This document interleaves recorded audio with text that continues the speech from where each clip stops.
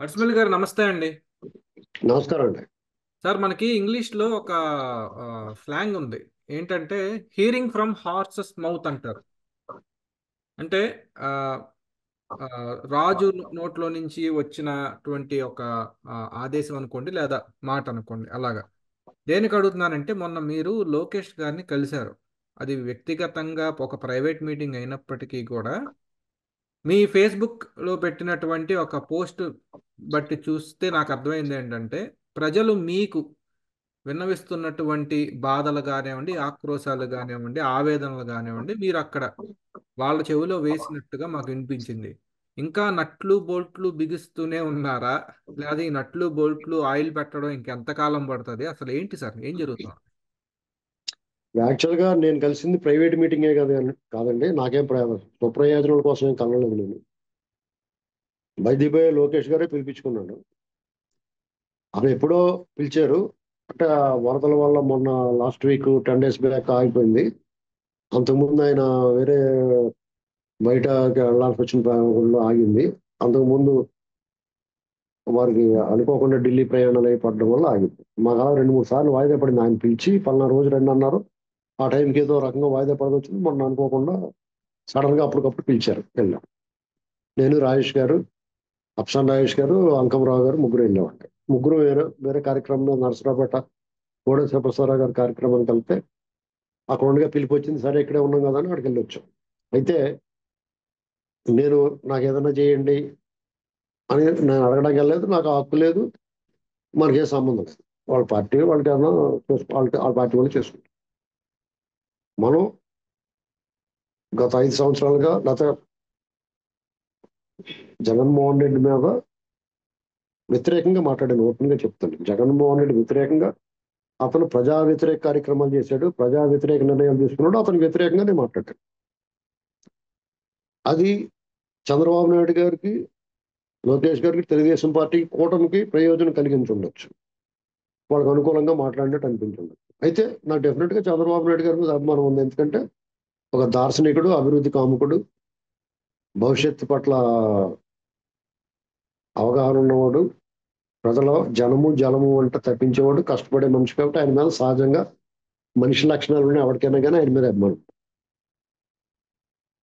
ఇది పక్కన పెడితే మొన్న నేను ఒక రకంగా తెలుగుదేశం కూటమి ప్రభుత్వం అధికారంలోకి వచ్చిన తర్వాత తెలుగుదేశం పార్టీ కేడర్‌లో గాని, సాధారణ ప్రజల్లో గాని, జగన్ బాధితుల్లో గాని ఒక రకమైన అసంతృప్తి, అసహనం, ఇంకా చెప్పాలంటే ఆగ్రహం కూడా ఉంది.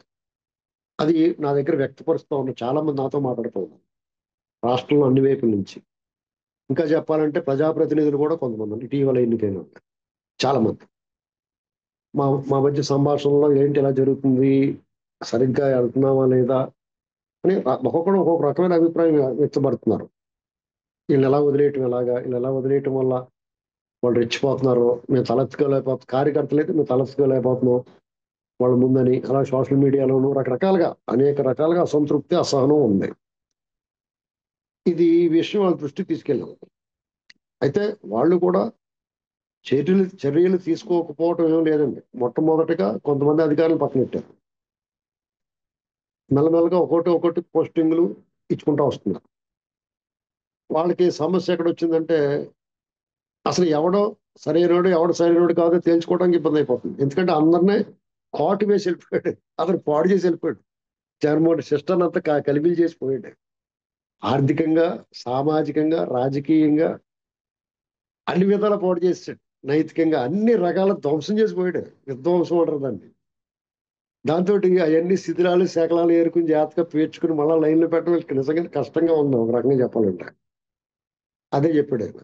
నెక్స్ట్ అయినా సరే ఆ సంక్షేమం, వాళ్ళిచ్చిన హామీలు నెరవేర్చుకోవడం, ఈ లోపల వరదలు ఇయన్నీ వాళ్ళకి మల్టీ టాస్క్స్ కింద ఉన్నాయి.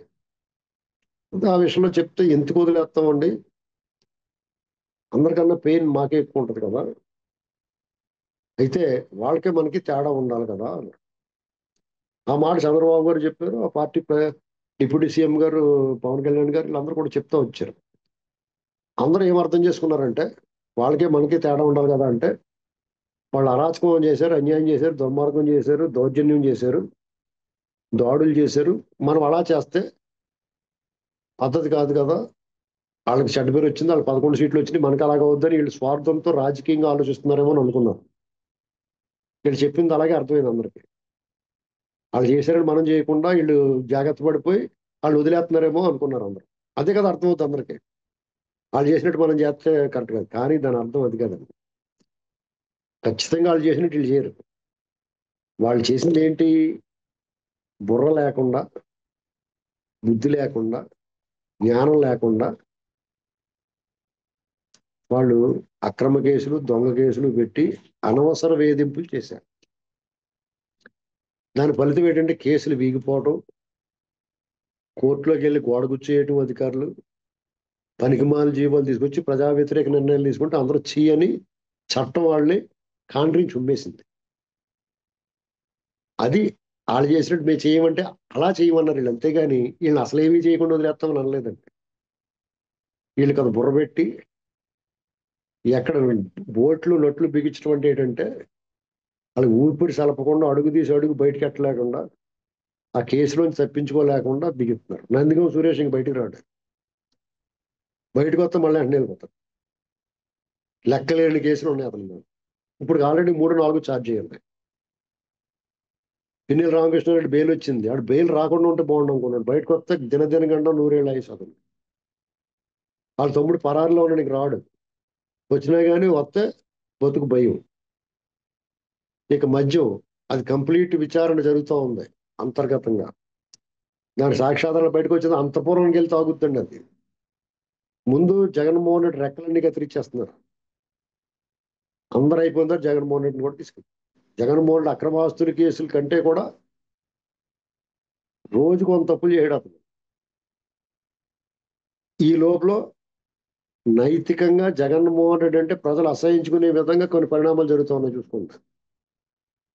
తిరుపతి విషయం కానీ, తిరుమల లడ్డు విషయం కానీ, వరదల్లో చంద్రబాబు నాయుడు గారి పనితీరు, జగన్మోహన్ రెడ్డి పనితీరు. ప్రజలు ఏమనుకున్నారు?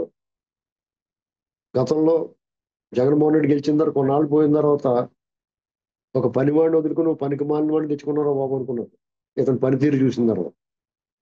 ఇప్పుడు ఏమనుకుంటున్నారో, అమ్మాయ ఓ పనికి మాలిన వదిలించుకుని ఓ పనివాడిని తెచ్చుకున్నారో బాబు అనుకుంటున్నారు. స్పష్టంగా క్లియర్గా ఇలాగ ఒక్కొక్కటి స్టెప్ ఒక పక్కన కూటమి పనితీరు మెరుగుపరుచుకుంటా ప్రజల మన్నను పొందుతా, రెండో పక్కన జగన్మోహన్ రెడ్డిని గొయ్యి తీసి కప్పెడుతున్నారు.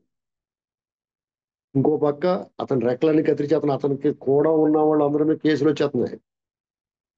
ఇంకా కొద్ది గొప్ప మిగిలిన వాళ్ళందరూ కూడా దూకేస్తున్నారు పార్టీలోంచి. అతను ఒంటరివాడి, రేపు అతను లోపల వేస్తే రోడ్డు మీద వచ్చి కూడా ఉండండి. జనాలు రోడ్డు మీద రావాలంటే ఒక లీడర్ ఉండాలి. ఆ లీడర్ ఏం చేయాలి? రండిరా బాబు మీకు 100 బళ్ళు వేసిరండి, పెట్రోల్ కొట్టిస్తాను, భోజనం పెట్టిస్తానంటే వస్తాడు. ఇలా ఎవడొస్తాడు? ఉత్తినే అది లీడ్ చేసి కూడా ఉన్నాడు. ఒక్కడే వస్తాడు, ఒక్కడై వచ్చాడు, ఒక్కడై వెళ్ళిపోతున్నాడు అన్నట్లు లోపలిపోతాడు. అంతే, సింపుల్. ఇది లోకేష్ గారు, అతను చాలా డౌన్ టు ఎర్త్, చాలా ఫ్రీగా ఓపెన్ గా మనం అలా మాట్లాడుకుంటూ అలా మాట్లాడాడు. మేము అలాగే మాట్లాడు. రాజేష్ గారు మేమైతే చాలా ఓపెన్ గా జనం మాతో ఏం మాట్లాడుతున్నారు ఇదే బాబు పరిస్థితి అని చెప్పాం. దానికి మాకు చాలా సంతృప్తికరమైన సమాధానం చెప్పాడు. అతను తీసుకోపోయే చర్యలు కూడా చెప్పాడు. అది ఒక అంతర్గత సంభాషణ సమావేశం కాబట్టి మేము బయట డిస్క్లోజ్ చేయడం అనేది ధర్మం కాదు, న్యాయం కాదు. మేము బయట చెప్పకూడదు. ఎంత సన్నిహితులుగా ఇంట్లో కూడా చెప్పకూడదు. అంత విశ్వాసం నమ్మకంతో మాతో షేర్ చేసుకుంటాడు అతను. దాని చర్యలు, అది నిజమే అనేటువంటి చర్యలు కనపడతా ఉన్నాయి 1 by 1. మేము వచ్చిన కాడి నుంచి ఒకటి కార్యక్రమాలు చూసుకుంటాం, అది కనిపిస్తా ఉంది. కాబట్టి నమ్మొచ్చు పూర్తిగా. కొంతమంది వ్యాఖ్యానాలు చేస్తున్నారు, ఇవాళ కొట్టేయాలి, ఎవడొద్దన్నాడు నువ్వు వెళ్ళుకొట్టే, నిన్ను ఎవడొద్దన్నాడు, నేను చెయ్యట్టుగా ఆపేడు ఎవడన్నా, నీకు అంత కోపం ఉంటే వెళ్ళుకొట్టే, ఎవడన్నా కోరుకున్నవాడు చెప్తున్నాను. లేదా కొట్టిదాకా వెయిట్ చేయి. నువ్వు కొట్టడానికి ఇష్టం లేదు, ఎవడన్నా కొడితే చూడటం ఇష్టం అనుకో, అది కొట్టిదాకా వెయిట్ చేయాలి. అంతే కదా. ఎలా అని కొట్టేయాలనుకున్నాడు, కొడాలి నాని కొట్టేయాలనుకున్నాడు, నువ్వు వెళ్ళి 10 మంది తీసుకెళ్ళి కొట్టాయి, నేను ఎవడొద్దన్నాడు, నేను చెయ్యట్టుగా ఎవడన్నా ఆపితే అప్పుడు చెప్పాలి.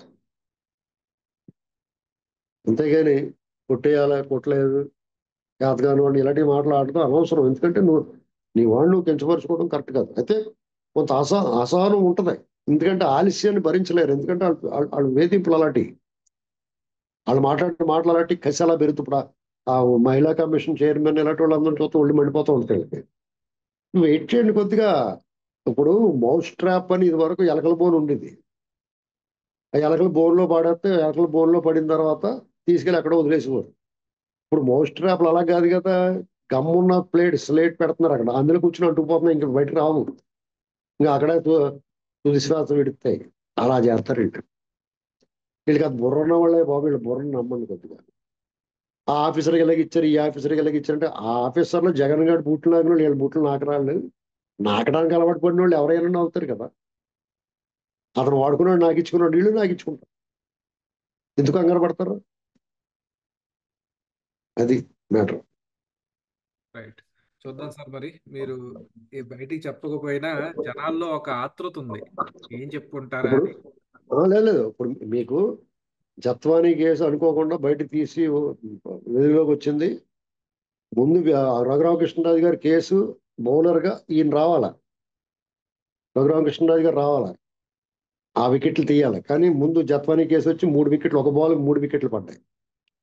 ఇప్పుడు రఘురామకృష్ణరాజు గారు ఇష్యూ వస్తుంది. ఇప్పుడు మధ్యలో తిరుమల ఇష్యూ వచ్చింది. వాళ్ళు ఊపిరి సలపుతారు, ఉక్కిరి బిక్కిరి అయిపోతారు. ఇప్పటికే పిన్ డ్రాప్ సైలెన్స్. అసలు వాళ్ళకి నోరు ఎత్తి మాట్లాడటాక కొడతారు ఇప్పుడు వాళ్ళు మాట్లాడితే. ఎందుకంటే ఇంత అపచారం చేసిన తర్వాత ఇంకా సమర్థిస్తూ మాట్లాడితే చీయని ఉమ్మేరండి. ఇంతకన్నా దారుణమైన విషయాలు బయటకు వస్తాయి. వాళ్ళు ఏం చేయాలో తల ఎక్కడెట్టుకుంటో రాజేంద్ర అన్నాడు వాళ్ళ బాబు. అలాగే అవుతుంది పరిస్థితి. రైట్, చూద్దాం సార్, ఆసక్తికరంగా ఉంటాయి రాబోయే రోజులు. ధన్యవాదాలు సార్.